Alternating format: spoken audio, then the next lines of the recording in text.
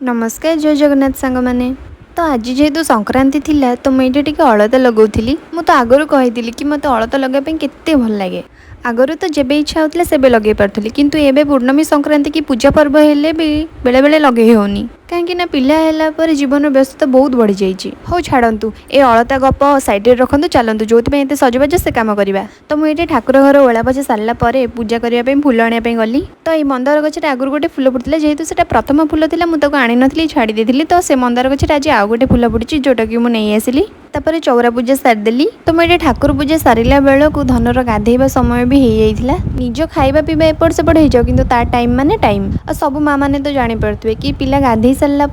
सबुठ बड़ कम यहाँ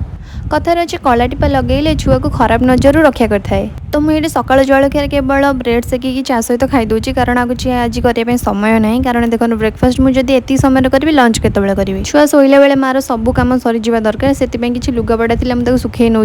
सब कम सरला बेलू लंच टाइम भी हो जाता लंच रे आज अन्न थिला जोटा कि श्रीमंदिर आसीथिला